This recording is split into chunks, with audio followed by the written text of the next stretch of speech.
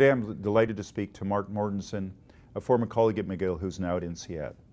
How do you build trust in a short period of time in a team? That is a very tough question. There are a lot of people trying to figure this out. We actually have some work from a number of years back. Deborah Meyerson did work on swift trust and realizing one of the things you have to realize is trust is not the same everywhere. We like to think trust is trust is trust. Everybody knows what it is. Actually, one of the things I find most often when I do sessions with executives, people say, we got to have trust in our teams. And one of the first questions I ask them is, so what is trust to you? And different people's definitions are quite different. Some people, trust is about, I know you, I like you. In other people's definitions, trust is about predictability. I know what's going to happen. I can trust my enemy if I know they're going to stab me in the back every time. So understanding what trust is a first step. Then how do you build it quickly? This has to be, again, on the basis of information, helping people understand, here's where I'm coming to the problem from, here's what I'm trying to do.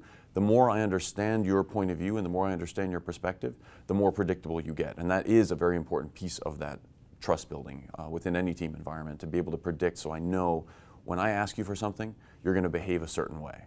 And that's a really critical piece. Maybe I can predict that I can trust someone will be able to stab me in the back, but I want to be able to use trust in a more positive way. How do I do that? So here's where trust has to be married with some other things, right? Trust, and this is, different people again have slightly different definitions of trust, but when you talk about trust as predictability, you're right, that's great, but it doesn't really do you a lot of good if what you're trusting in is that you're going to be let down.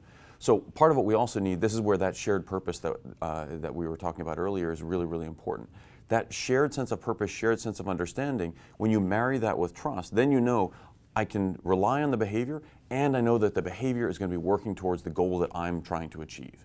So you need to get those two pieces together, and that's why that shared goal, a common goal, and an easily understood goal is really, really critical. You marry that with trust, and that's your first step to being able to have a team that can jump in, hit the ground running, and operate really quickly and effectively.